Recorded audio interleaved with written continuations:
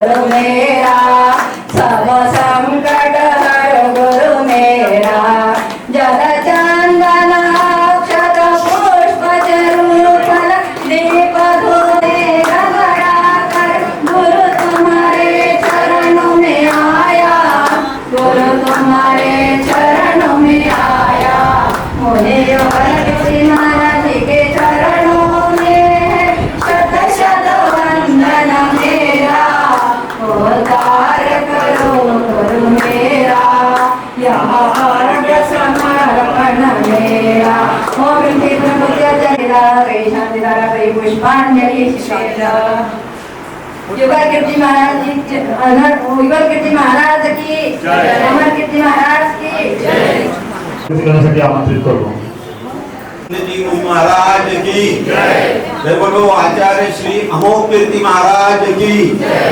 जय बोलो अमर कीर्ति महाराज की जय। हे गुरुवर शाश्वत सुख दर्शक, यह नग्न स्वरूप तुम्हारा है, जग की नश्वरता का सचादिक दर्शन करने वाला है। हे प्रभू, आज ही धरणगावची नगरी धन्य झाली। तब्बल 28 वर्षानंतर आपलं या ठिकाणी आगमन झालं आणि धरणगावची नगरी, धरणगावचा या ठिकाणी प्रत्येक भाविक कृतकृत्य झाला। 18 ते 28 वर्षापूर्वीचे दिवस बघा या बोर्डकडे। महाराष्ट्री कसे होते आणि महाराष्ट्रींमध्ये किती बदल झाला आणि किती यशाची त्यांनी उच्च शिखर असं गाठलं। महाराजजी, मी वंदन करतो आपल्या पित्यांना, आचार्य श्री अरविंद जैन सरांना। मी वंदन करतो आदरणीय कनकताईंना, वंदन करतो अमरकीर्ती महाराजांच्या आई वडिलांना की आपण भाग्यवान आहात। नारी है नर की खान, जो देती है तीर्थंकर जन्म। ज्या नारीने तीर्थंकरांना जन्म दिला अशा नारीला मी वंदन करतो। आणि खरोखरच आपण किती भाग्यवान आहात की आपण या अशा आचार्य श्रींना जन्म दिला। मी धन्यवाद देतो, खूप खूप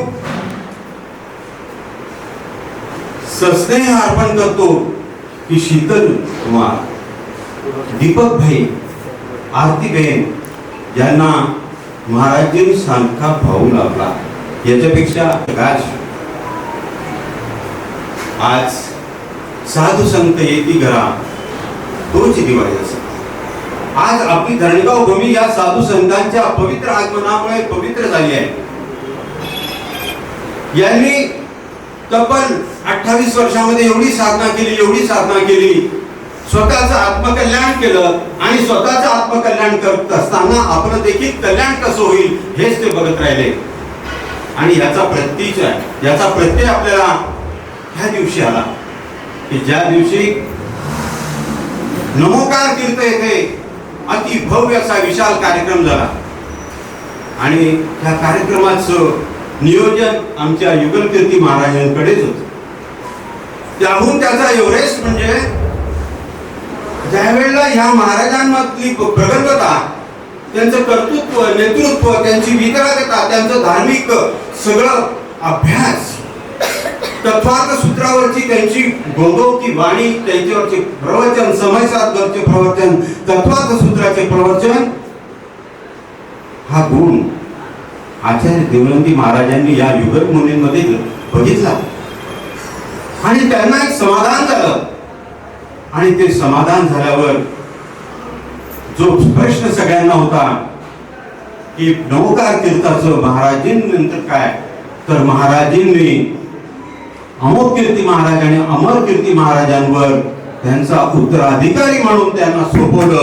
यापेक्षा भाग्याची दुसरी गोष्ट नाही। जय बोलो गुरुदेव की जय।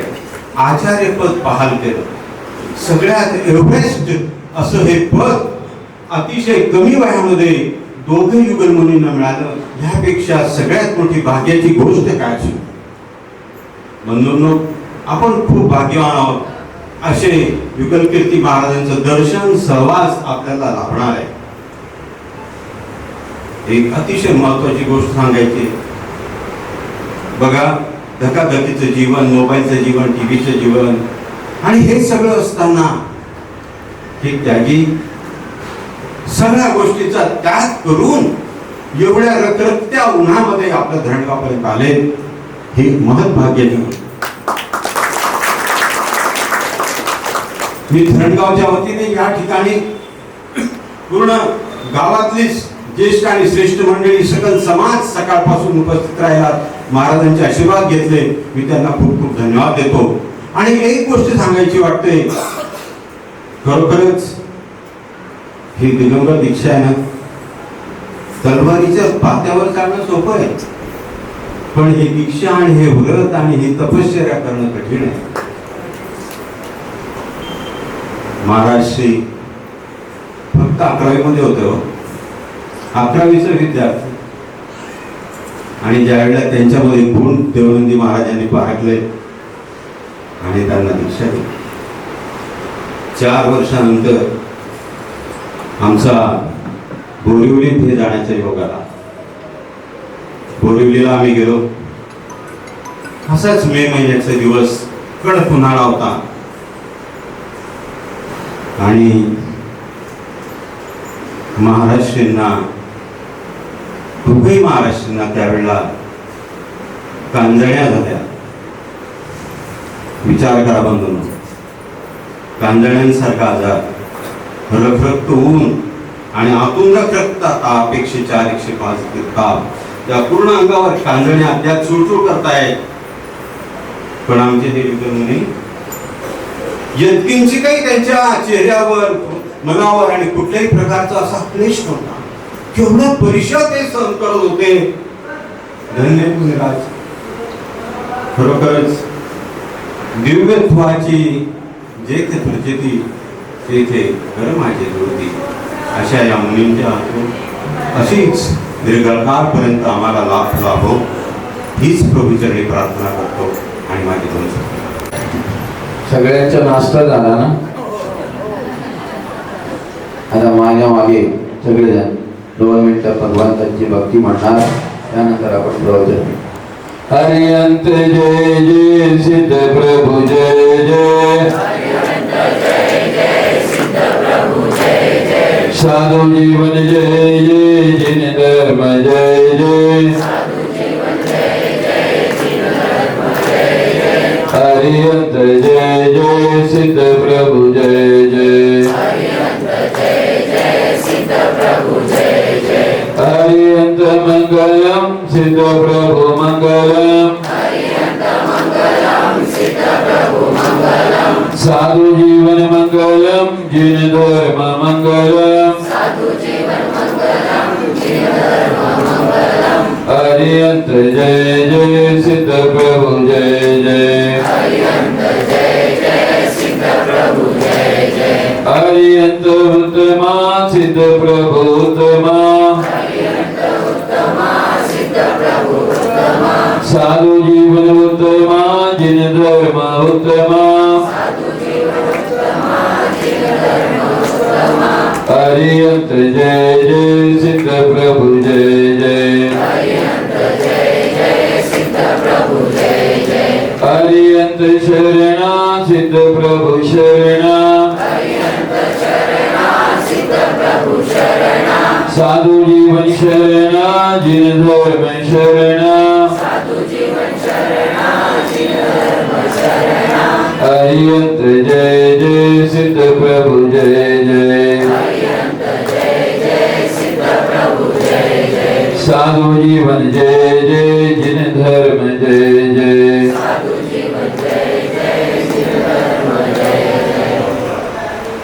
ये छाया जानकी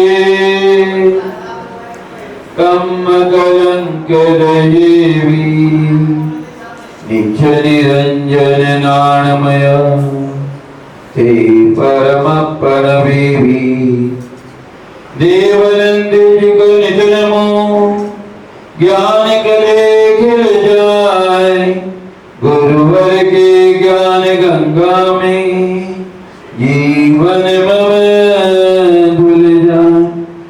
सरस्वती नमस्तस्यै विमल ज्ञान मूर्ते विचित्रालोकयात्रेयम्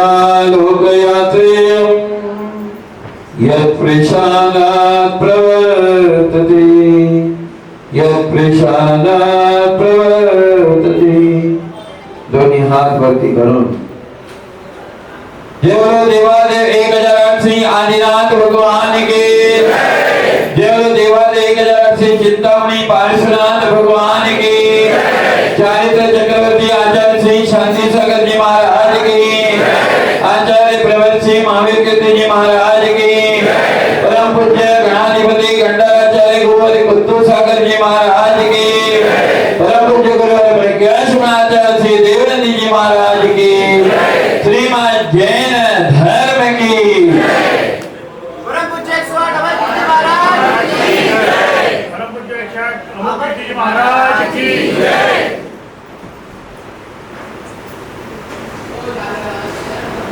धर्मश्री बंधूंनो, आजचा दिवस आम्हाला सुद्धा आनंद झाला। तुम्ही म्हणणार कशामुळे? आम्ही आमच्या गावी आलो त्याच्यामुळे नाही, पण धरणगावचे मंदिराचे दर्शन करून आम्हाला जे आनंद झाले वेगळीच अनुभूती झाली। असं वाटलं की काही अकृत्रिम जिनालयामध्ये आम्ही गेलो आणि त्या भगवंतांचे दर्शन केले।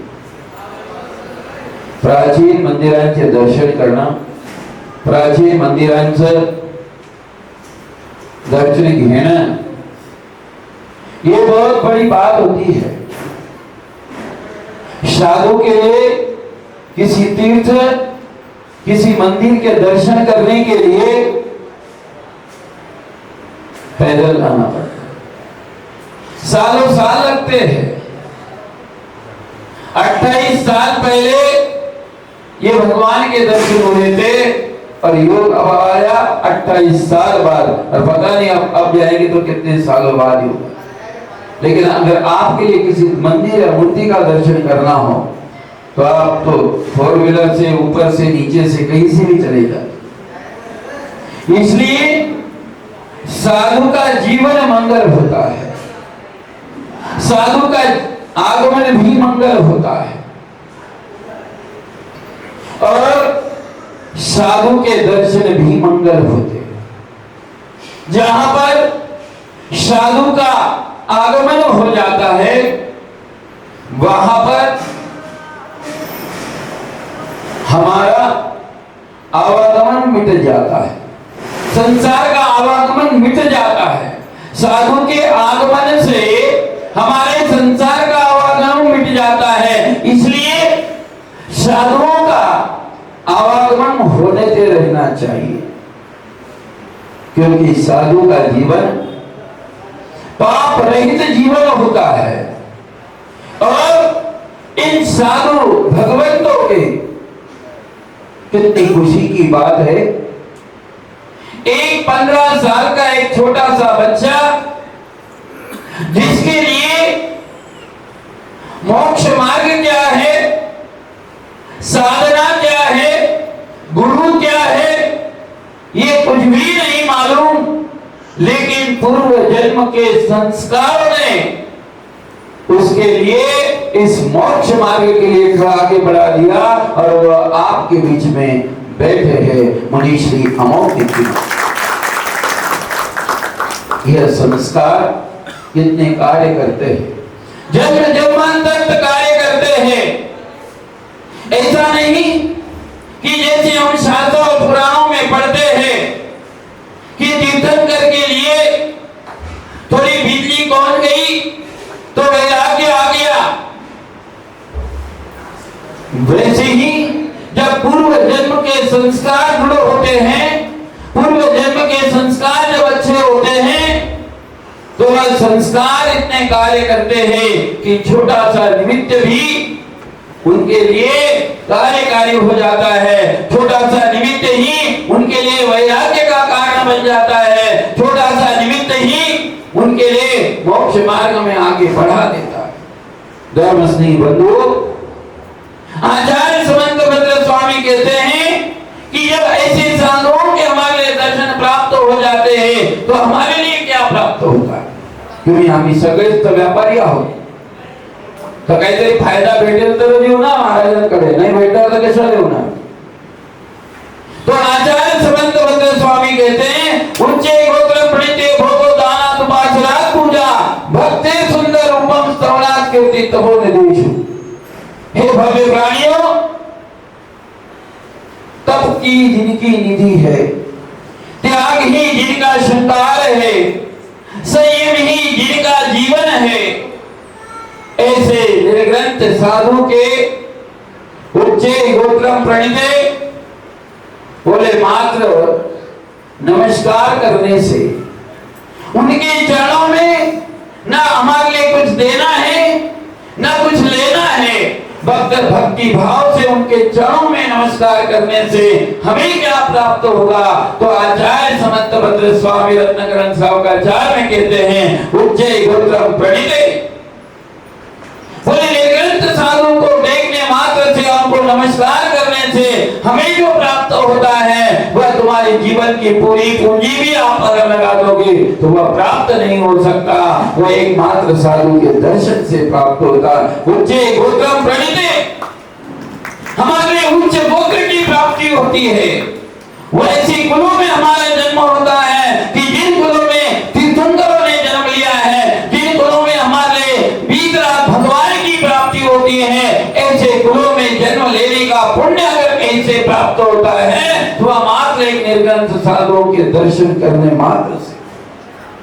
आप अगर ललोना की कोई करोड़पति होगा, अरबपति होगा कोई, ये और मैं अरबपति में अरबों रुपया दूंगे, अगला जन्म मेरे अच्छे कुल में मिल जाए, तो आचार्य कहते हैं पैसे से अच्छे कुल प्राप्त नहीं होते, ये पुण्य से प्राप्त होते हैं. और वह पुण्य अगर कहीं प्राप्त होता है तो वह हमारे निर्ग्रंथ गुरुओं के चरणों से प्राप्त होता है. उच्चे गोत्र प्रणीते भोगो दानात, और जिन भोगों को भोगने के लिए, जिन भोगों को प्राप्त करने के लिए मनुष्य सारा जीवन मेहनत करता है, सारा जीवन कष्ट का अनुभव करता है, सारा जीवन इन भोगों की प्राप्ति करने के लिए हम लगा देते हैं, उन भोगों की प्राप्ति आचार्य कहते हैं कि ऐसे भोग भूमि के सुखों की प्राप्ति अगर कहीं प्राप्त हो सकती है तो भोगो दाना हमारे लिए ऐसे निर्ग्रंथ साधु के हाथ में मात्र मुट्ठी भर आहार दान देने से वह भोगों की प्राप्ति होती है कि जिन भोगों को भोगने के लिए आपका जीवन समाप्त हो जाएगा, लेकिन वह पुण्य कभी खत्म नहीं होता है. वह भोगों की सामग्री, संसार के सुखों की सामग्री कहीं से प्राप्त होती है तो वह निर्ग्रंथ साधुओं के चरणों से प्राप्त. भोगो दाना उपासना पूजा. हर व्यक्ति अपना फोटो, अपना वीडियो सारे संसार में करना चाहता है, अपना नाम के लिए हर व्यक्ति जीना चाहता है. आचार्य कहते हैं कि अगर तुम्हें अपने जीवन में संसार में पूजा करवानी है, अपना ये शब्द निरंतर लेना है, स्तवनात्, आचार्य कहते उपासना पूजा, निर्ग्रंथ साधुओं की उपासना करो, उनकी भक्ति करो, उनकी सेवा करो, उनकी आराधना करो. अगर हम ये करते हैं तो उपासना पूजा संसार में तुम्हारी भी पूजा होगी, तुम्हारा भी नाम होगा, तुम्हारा भी यशगान होगा. उपासना पूजा भक्ति सुंदर रूपम. तोंडाला क्रीम पाउडर लावल्याने सुंदरता येत नाही. आचार्य कहते हैं कि अगर हमें सुंदर रूप चाहिए, वह रूप चाहिए जैसे सीता के लिए प्राप्त हुआ था, ऐसा सुंदर रूप अगर हमारे लिए चाहिए जैसे सीता ने कुलभूषण और देवभूषण निराजों की भक्ति की थी, और उस भक्ति के प्रभाव से वह सीता ने स्वर्ग में अचिंत्य पद के लिए प्राप्त किया. भक्ति सुंदर रूप.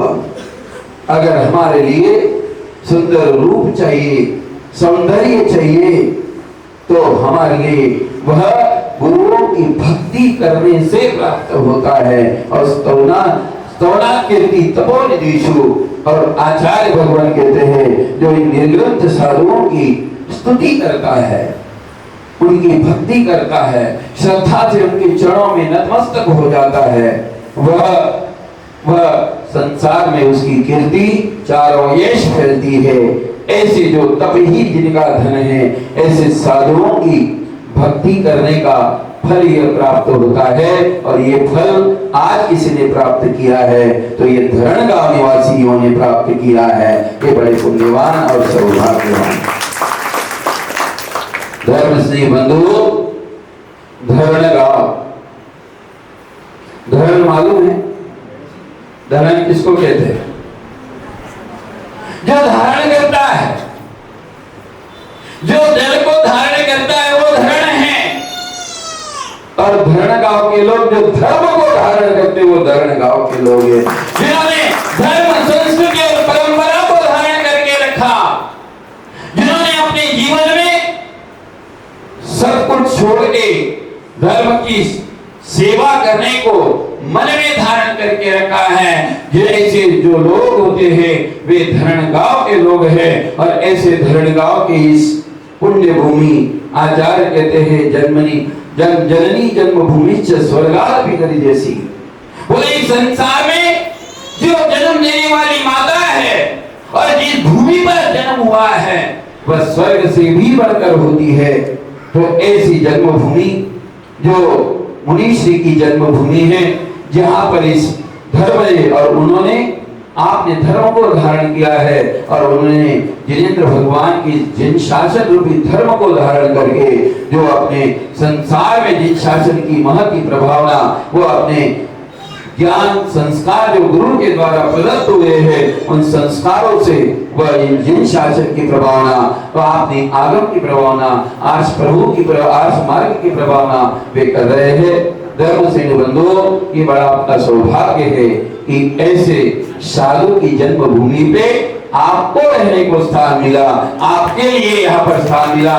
उनके कारण धरणगांव का नाम व्यक्ति हुआ, हर व्यक्ति का नाम ऊंचा हुआ, सिर्फ उनके माता पिता का नहीं है। तो उनके धरणगांव में रहने वाले प्रत्येक जैन समाज के व्यक्ति का नाम आज सर से ऊंचा उठा है कि ऐसे हैं। गर्व होता है कि जहां पर इस प्रकार संतों की भूमि है, संतों की भूमि पे हम जब चले जाते हैं धर्म स्नेही बंधुओं, तो वह भूमि भी इतनी पवित्र हो जाती है। जैसे तीर्थंकरों को जन्म देने वाली भूमि पवित्र हो जाती है, वैसे साधु संतों को जन्म देने वाली भूमि भी पवित्र होती है।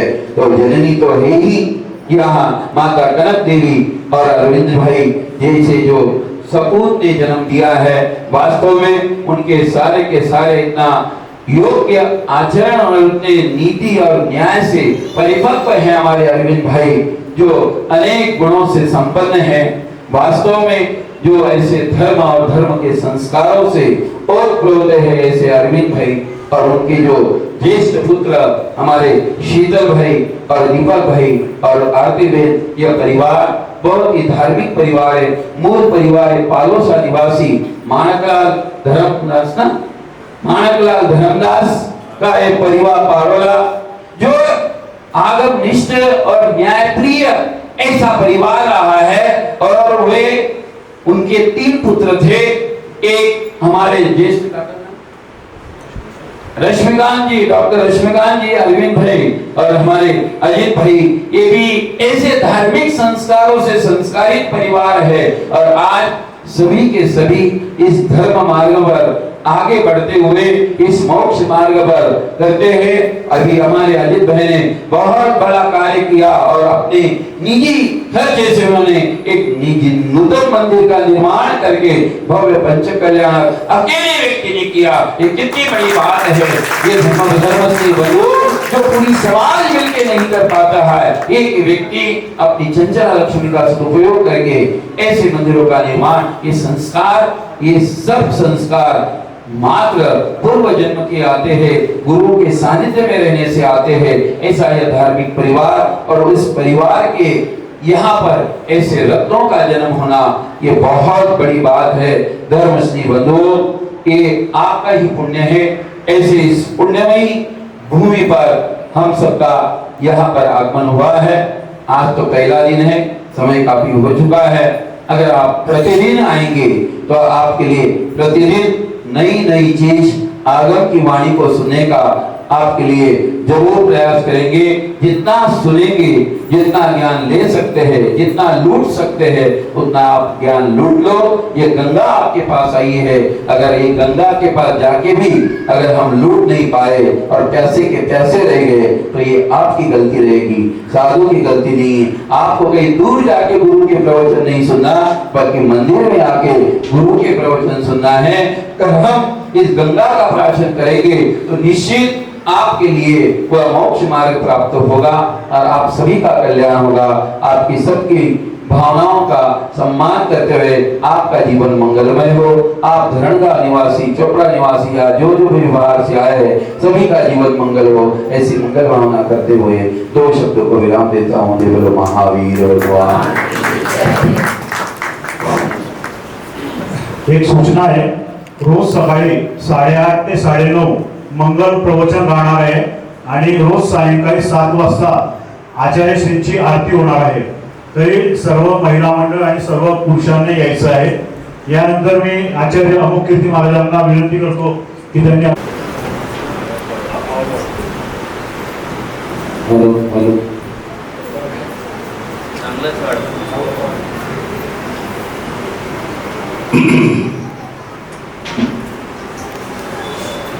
सगळ्यांनी बोलायचं, पारस नाम मेरे प्रभु का पारस नाम,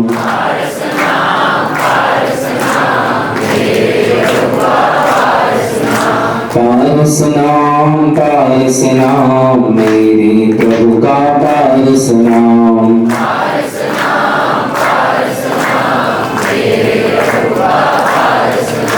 हे सुखकारी परहितकारी, जनहितकारी महिमा भारी,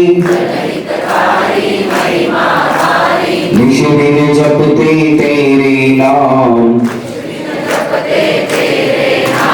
मेरे प्रभु का पारस नाम, पारस नाम मेरे प्रभु का पारस नाम,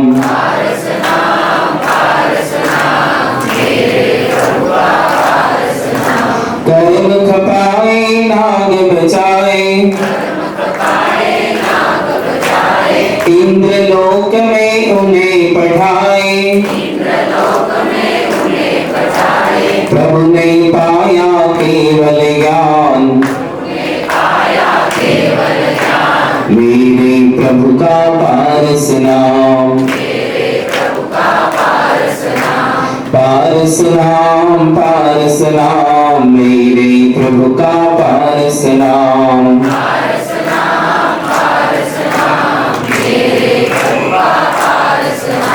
हर एक दिल में आप विराजे, हर्ष बढ़ाए घर घर साजे, कर सब मिलकर तुम्हें प्रणाम, मेरे प्रभु का पारस नाम, पारस नाम मेरे प्रभु का पारस नाम,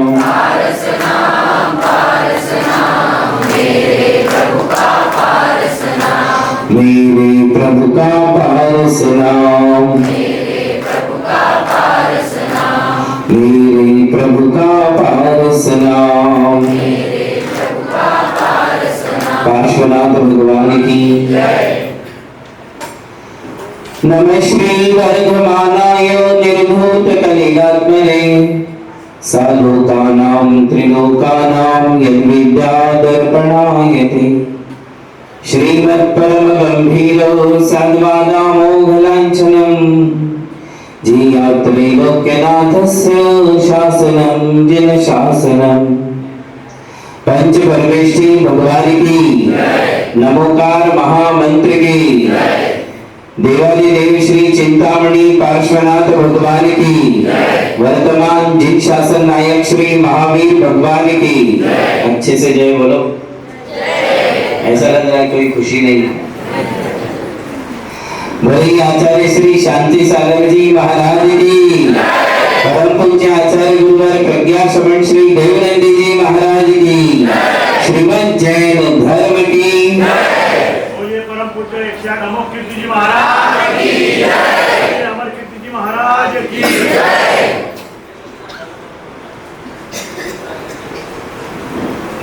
धर्म स्नेही बंधुओं,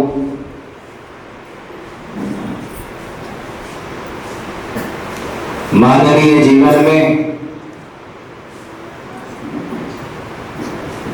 सबसे बड़ा धन यदि कोई है तो वो है आनंद।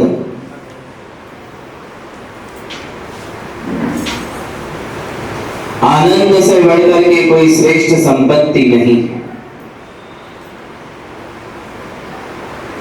चाहे लाखों करोड़ों कमाया करो, पर यदि आनंद नहीं है तो आपका धन व्यर्थ है, आपका धन जड़ है, डेड है। उस आनंद को प्राप्त करने के लिए, उस आनंदमयी जीवन जीने के लिए हमारे तीर्थंकर भगवंतों ने, ऋषि महर्षियों ने त्याग का मार्ग अपनाया, संयम का मार्ग अपनाया, महाव्रतों का मार्ग अपनाया, ब्रह्मचर्य की साधना को अंगीकार किया और उसका गंतव्य केवल एक ही था कि उन्हें आत्मा की उस आनंद अनुभूति को प्राप्त करना था। आनंद तो सभी लेते हैं।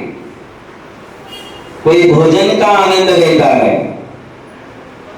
कोई घूमने फिरने का आनंद लेता है, कोई फिल्मों को देखने का आनंद लेता है, किंतु ये सारे आनंद क्षणिक हैं। इन सब में हमारे लिए अरति भाव उत्पन्न हो जाता है। आप कितनी देर तक खाना खाओगे बताइए? कितनी भी अच्छी चीजें हो, पेट भरने के बाद हमारे लिए उसका कोई मूल्य नहीं है। भोजन का आनंद कुछ समय का है। आप टीवी देखो, कितनी देर तक टीवी देखोगे बताइए? टीवी के सामने कितनी देर तक बैठ सकते हो आप टीवी के सामने घंटा, 2 घंटा, 3 घंटा, इससे ज्यादा नहीं बैठ सकते हो। वहां से भी हम बोर हो जाते हैं। फिर हमें लगता है कि अब नहीं, बंद करो, अब कुछ और। फिर हम खेलने कूदने लगते हैं। हम आउटडोर गेम्स, इंडोर गेम्स खेलने लग जाते हैं। उसमें भी हमारे लिए थोड़ी देर बाद बोरियत होने लग जाती है। हम बोलते हैं छोड़ दो। घूमने फिरने के लिए निकलते हैं घर छोड़ के। 8 दिन नहीं होते तो हमें घर की याद आने लग जाती है। हमें लगता है कि बहुत हो गया, वापिस घर चलो। जिस आनंद की अनुभूति आप करते हो वो सब क्षणिक है और इसलिए आपको विषयों को बदलते रहना पड़ता है। अब ये बहुत हो गया, अब दूसरी चीज, अब ये बहुत हो गया, अब तीसरी चीज। बात समझ में आ रही है? शाश्वत आनंद किसे आता है? जो कभी किसी क्षण में भी बोर नहीं होते हैं, उदासीन नहीं होते हैं, जिनका चेहरा कभी मुरझाता ही नहीं है, जिनका चेहरा कभी नहीं मुरझाता है, ऐसे इस दुनिया में यदि कोई है तो वे हमारे भगवान हैं। और भगवान के यदि कोई बात है तो वो हमारे गुरु हैं। आप गर्मी के दिनों में 4-4 बार, 5-5 बार, 10-10 बार भी पानी पी लेते हो। हमारे साधु एक ही बार आहार करते, एक ही बार पानी पीते हैं, किंतु मुस्कान आपसे 100 गुना ज्यादा देते हैं।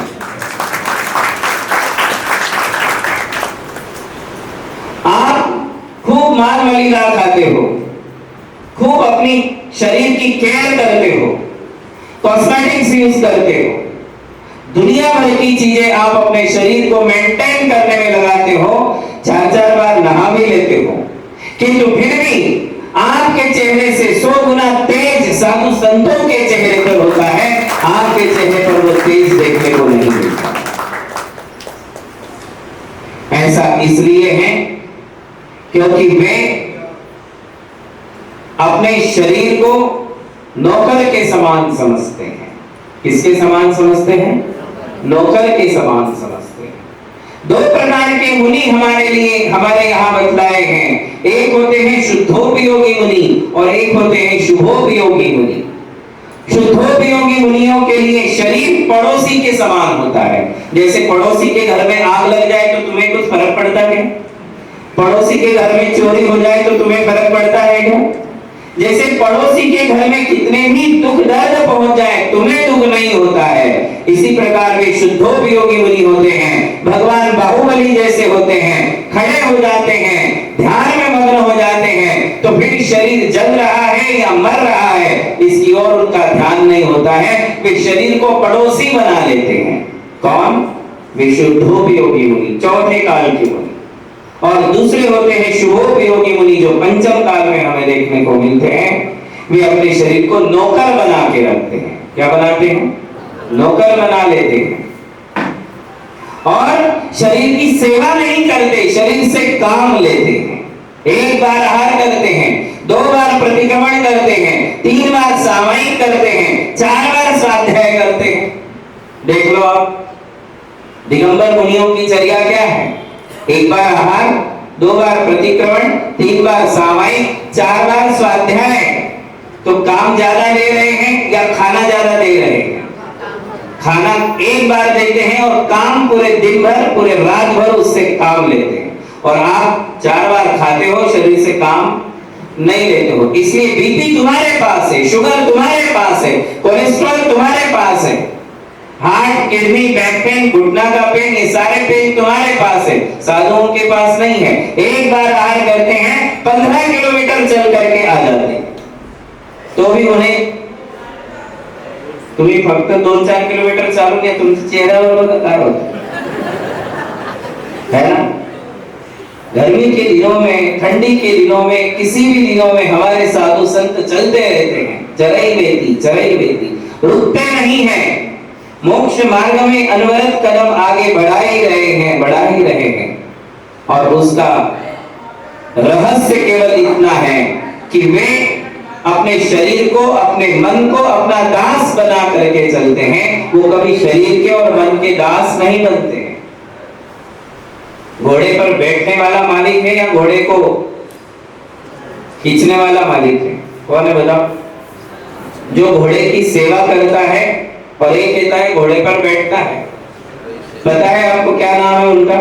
एक होता है रईस और एक होता है सईस। सईस बोलते उसको, प्योर शुद्ध साहित्यिक हिंदी में उसे सईस बोलते। सईस जो घोड़े को रोज नहलाता है, खाना खिलाता है, उसकी पोटी साफ करता है, उसे कौन बोलते हैं? सईस।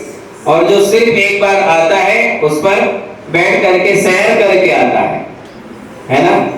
हमारे साधु संत अपनी आत्मा के, अपने मन के, अपने शरीर के राजा हैं, राजा बन करके रहते, इसलिए रईस वो है। और आप शरीर के दास हो, शरीर की सेवा करते हो, शरीर को धोते हो। शरीर को कुछ देर के लिए घोड़ा समझ लो तो आप क्या कर रहे हो? शरीर की सेवा कर रहे हो ना, है कि नहीं? इसलिए आप रईस नहीं हो, आप मालामाल नहीं हो। मालामाल तो साधु है जिसके पास कुछ नहीं किंतु दुनिया भर की खुशियां हैं, आनंद है, आनंद की अनुभूति है।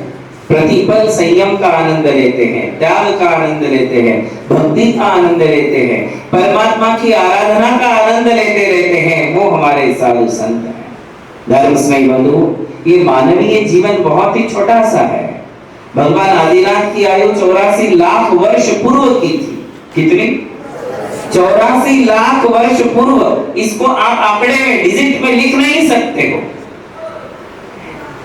और हमारी आयु कितनी है? कितनी सी है बताओ?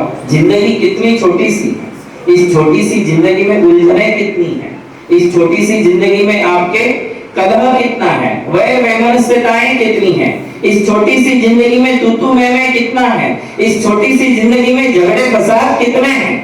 इस छोटी सी जिंदगी में कितने विकल्प, कितनी आशाएं, कितनी आकांक्षाएं, कितनी याचनाएं, कितनी कामनाएं आपने पाल करके रखी है, कितनी वासनाएं आपने पाल करके रखी है। थोड़ा सा जीवन है यूं जैसे अंजलि में पानी भर दो, है ना, अंजलि में पानी भरो कितनी देर टिकता है, अंजलीमध्ये जर पाणी भरलं तर किती वेळ पर्यंत टिकणार है, टिकेगा क्या बताओ।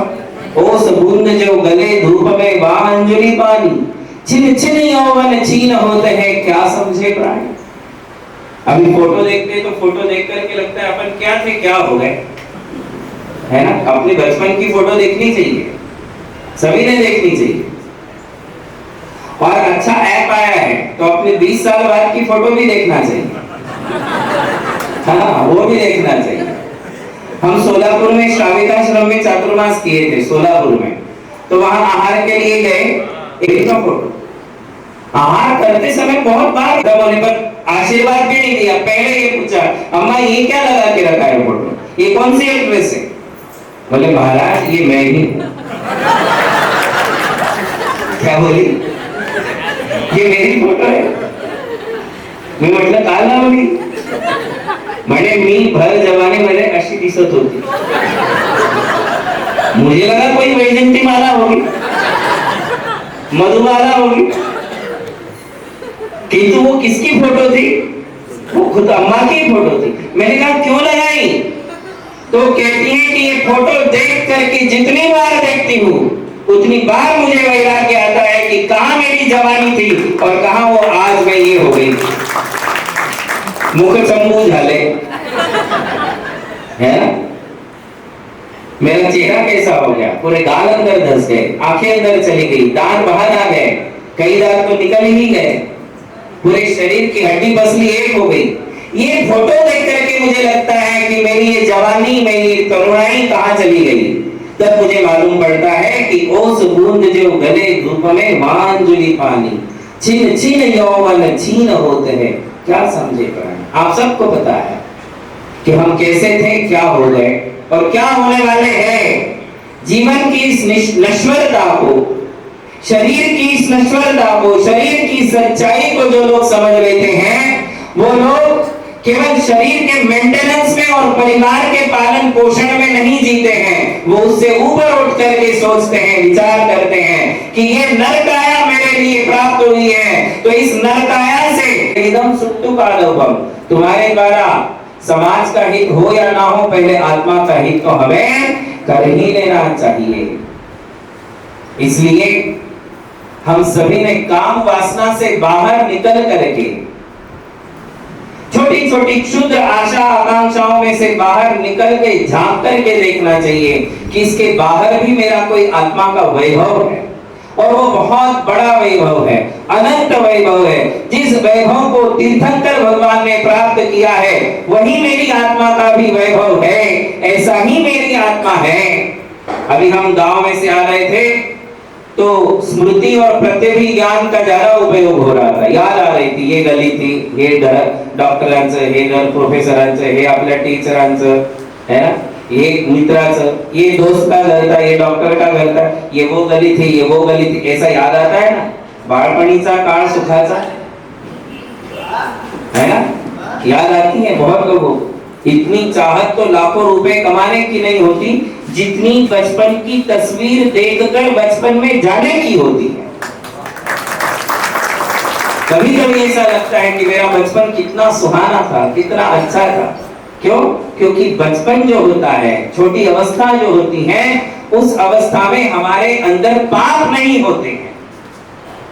छोटी उम्र में हमारे दिमाग में उतने कीड़े नहीं होते हैं, उतने पाप नहीं होते हैं, उतनी घृणा, उतनी नफरत, उतनी वासना, इतनी एक दूसरे के प्रति वैर द्वेष की भावनाएं, ईर्ष्या की भावना, मात्सर्य की भावना, एक दूसरे से जलना, एक दूसरे से कुड़ना, घुटते रहना, ये सारी चीजें तब नहीं होती है जब हम बिल्कुल बच्चे होते हैं। और वैसी ही बच्चे की भूमिका में यदि कोई वापिस आता है, वापिस कोई बच्चा बन सकता है क्या, बताओ?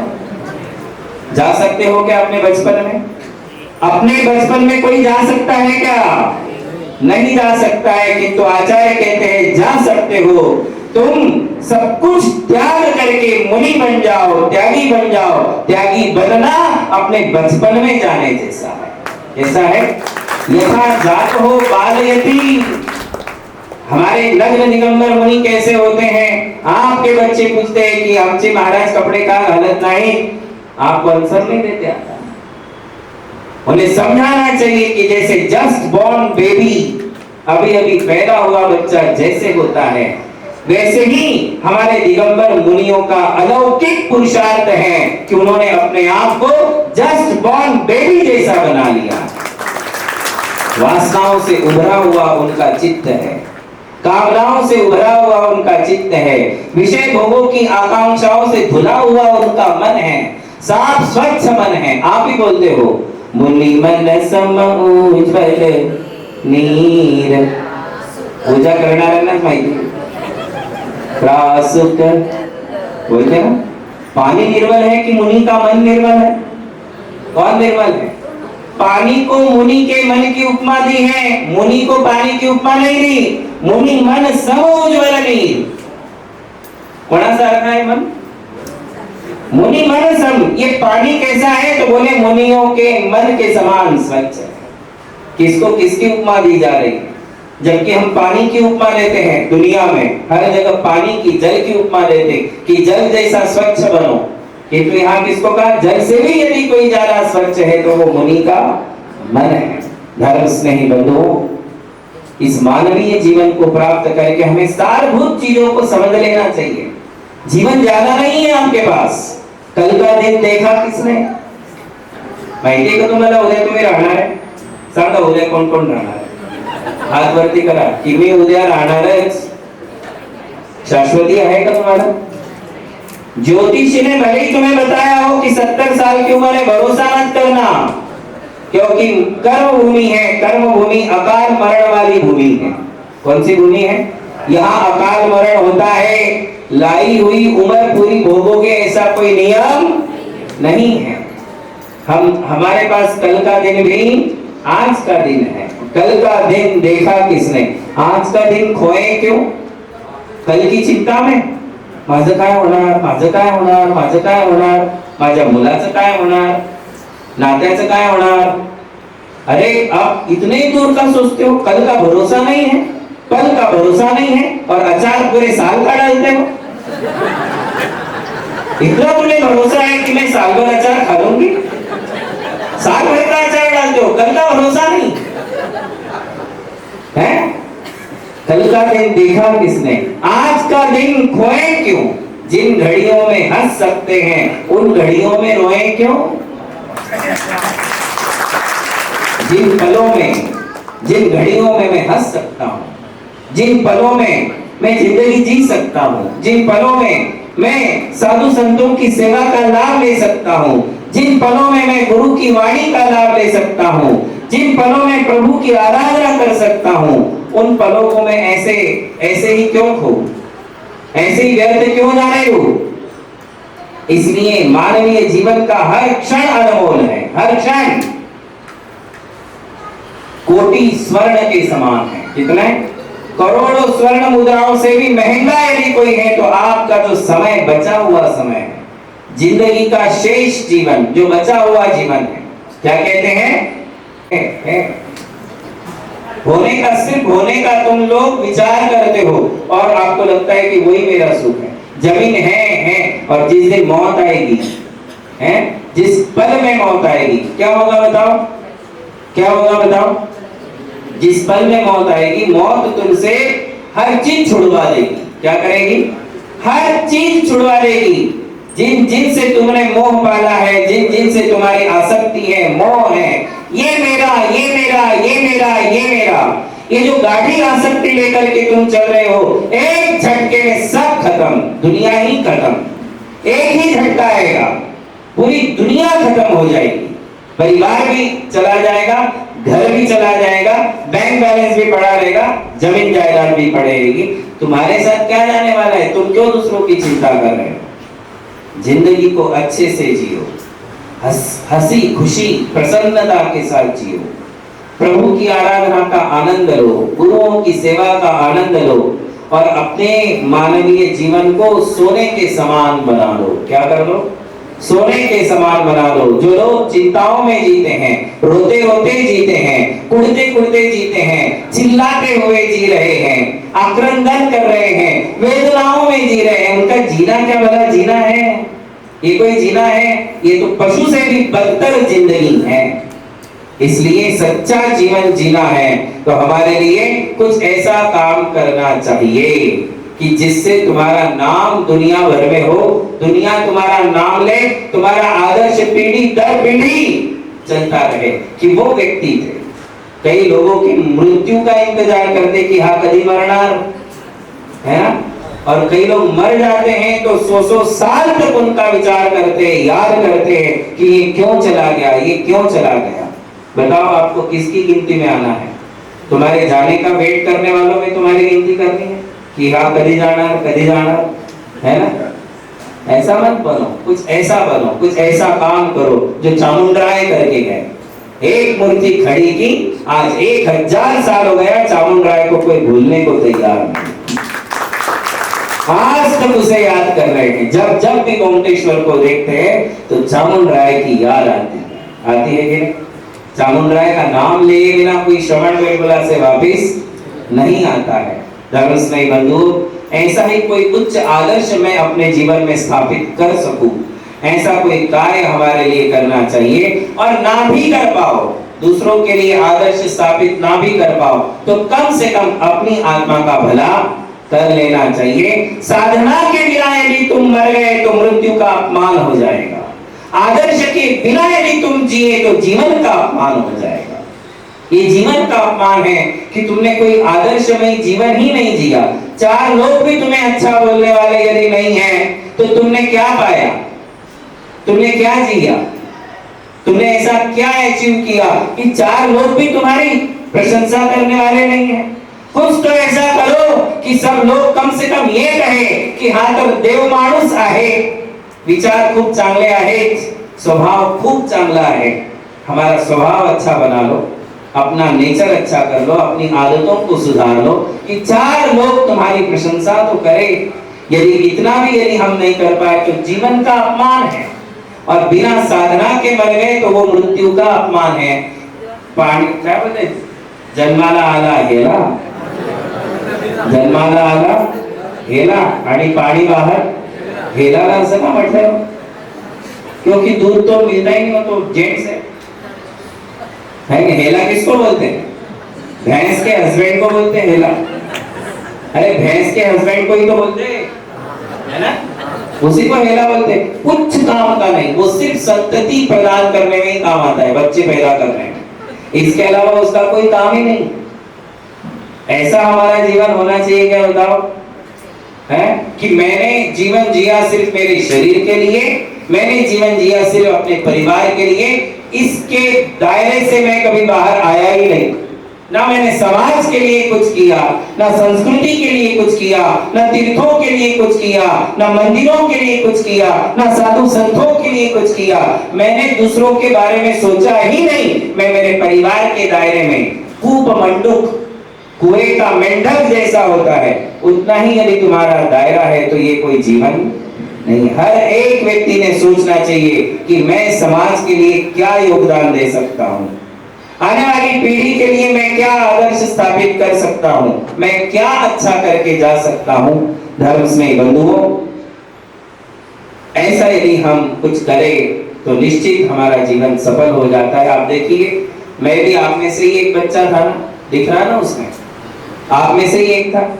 बहुत सारी यादें हैं धरणगांव के साथ जुड़ी हुई, बहुत सारी यादें हैं, क्योंकि जब माइंड डेवलप हो चुका था अच्छे से, तब मैं कहीं रहा हूँ तो धरणगांव में ही रहा हूँ, दूसरी जगह नहीं रहा। और यहाँ की पाठशालाएं होती थी, यहाँ स्वाध्याय होता था, साधु संतों का आगमन होता था, अभिषेक पूजाएं होती थी, अच्छे भाद्रपद पर्युषण पर्व होते थे, सारी चीजें अच्छे से याद है। और आज जब 28 साल बाद पार्श्वनाथ भगवान के चरण स्पर्श किए, मानो ऐसी अनुभूति हुई कि मुझे तो अहमिंद्र का पद मिल गया। अहमिंद्र, इतनी प्राचीन मूर्ति पूरे खानदेश में सबसे प्राचीन मंदिर और सबसे प्राचीन मूर्ति यदि कोई है तो वो धरणगांव है। ऐसी संस्कृति आप लोगों के लिए धरणगांव में ही रहे और धरणगांव की इस संस्कृति के नमोकार तीर्थ का इतना बड़ा पंच कल्याणक जो अंतरराष्ट्रीय स्तर का था, उसके निमित्त से हमारा आना हुआ और वो आना हुआ तो मांगी तुंगी जी के दर्शन भी हो गए और अब पूरा खानदेश का भ्रमण यहाँ हो रहा है। उसके बीच में ये धरणगांव है और धरणगांव का मुझे बहुत गौरव है, इसलिए नहीं कि हम यहाँ रहे हैं, सिर्फ रहे नहीं हैं, या जब भी रहे हैं तो धार्मिक संस्कारों को प्राप्त करते हुए हम यहाँ रहे हैं, इसलिए इस धरणगांव का हमारे लिए बहुत बहुत गौरव है। आप सभी धरणगांव निवासी जितने भी लोग यहाँ आए हुए हैं, यहाँ रहते हैं और जो लोग बाहर चले गए हैं उनको भी मैं वापिस बुलाऊंगा कि धरणगांव वापिस आ जाओ। अपना मूल ग्राम, अपनी मूल संस्कृति को कभी छोड़ना नहीं चाहिए। अभी सोनगिर में पंचकल्याणक प्रतिष्ठा हुई तो सोनगिर में बहुत बड़ा काम हुआ और सोनगिर में जितने इंद्र इंद्राणी बने थे सबको खड़ा करके नियम दिया गया। क्या नियम दिया गया? कि मैं अपने मूल ग्राम का त्याग नहीं करूंगा। मूल ग्राम में मेरी जो संपत्ति है, जो मेरी जमीन है, जो मेरा घर है, मैं उसको कभी नहीं बेचूंगा और मैं अपने मूल ग्राम से जुड़ा हुआ रहूंगा। भले ही मैं गांव छोड़कर कहीं और जाऊं, सेटल हो जाऊं, कि तो अपने गांव का त्याग नहीं करूंगा। साल में 1 बार, 4 बार, 10 बार आऊंगा, अपने घर में ही रहूंगा और अपने घर में रह करके अपने प्रभु की आराधना करूंगा। जिनके आशीर्वाद से मेरी वृद्धि हुई है, मैं उनकी उपेक्षा बेचना नहीं है, बेचना ही नहीं चाहिए। किसी औरों को तो बिल्कुल ही नहीं बेचना चाहिए। हमारे लिए अपनी संपत्ति, पूरी मूल ग्राम को, मूल संस्कृति को बनाए रखना चाहिए। आप सभी लोग जो आज आए हो, बड़े उत्साह के साथ आपने आज का यहाँ मंगल प्रवेश कराया है। देख करके बहुत ही खुशी हुई कि आप लोगों में चैतन्यता है, उत्साह है और भारी संख्या में लोग आए, एक दूसरे के प्रति वात्सल्य भाव लेकर के आप चल रहे हो और इसी से हमारा धर्म आगे बढ़ने वाला है। वात्सल्य के बिना धर्म कभी आगे नहीं बढ़ता है। समाज में रहने से ही हमारी भी मर्यादा है, आपकी भी मर्यादा है और धर्म की प्रभावना है। आप सभी सुसंस्कारों के साथ आगे बढ़ते रहें। आप सभी के लिए बहुत बहुत आशीर्वाद। बोलिए महावीर भगवान की। रवींद्रभाई जैन हे आलेले आहेत चोपडा इथून, त्यांना मी आचार्य श्रींना श्रीफळ देण्यासाठी आमंत्रित करतो। शुभ दिन मुनि महाराज अर्जी सुन लीजिए, मुनि अपन कीर्ति महाराज अर्जी सुन लीजिए, मारो जन्म मरण मिट जाए ऐसी पुत्र लीजिए। ओम एक सी कर पूजा होती मंगल पुनि मामा जन प्राप्त है निर्वाण देवा।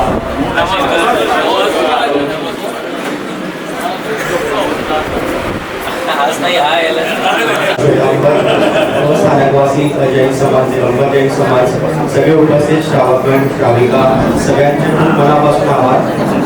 तसेच गावातील सगळे समाजातील लोकांनी जी उपस्थिती दाखवली, जी कार्यक्रमाची शोभा वाढवली, त्यासाठी त्यांचे खूप खूप आभार, धन्यवाद। जय जिनेंद्र। ओ स्वामी नमस्तु नमस्तु नमस्तु, ओ स्वामी नमस्तु नमस्तु, ओ स्वामी नमस्तु नमस्तु नमस्तु। ओ गंगा यमुना में जब तक पानी रहे, मेरे गुरुवर तेरी जिंदगानी रहे, जिंदगानी रहे देवा, ओ गुरुदेवा देवा, ओ गुरुदेवा। हो अत्रो अत्रो तिष्ठो तिष्ठो के तुम्हें स्वामी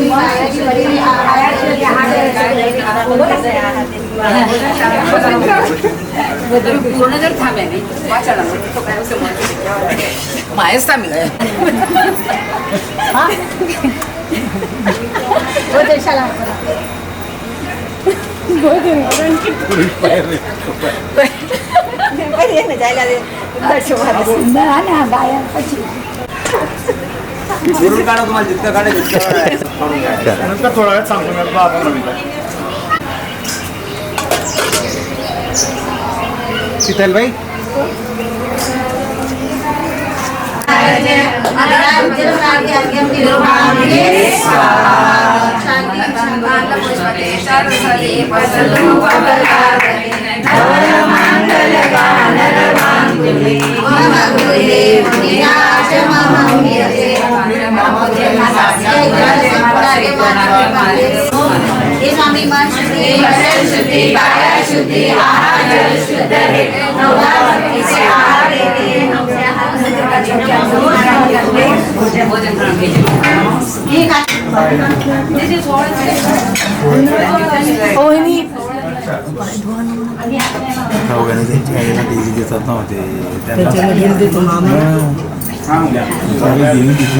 त्यांना सांगून काही जपतो त्यांना बरोबर दाखवतो.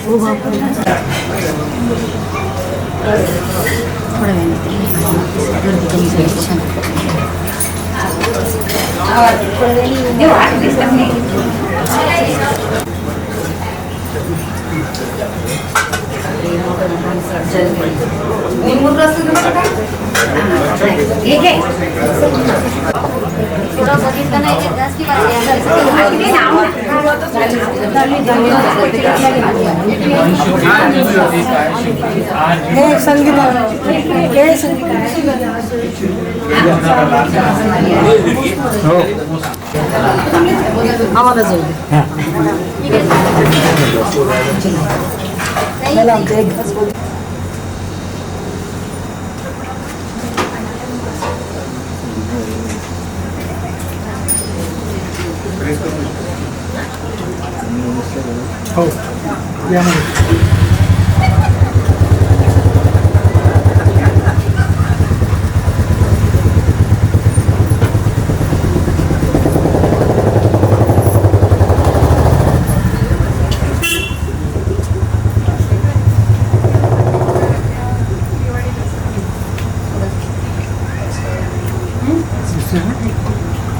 प्रत्येक वेळेस बघून यायचं खाली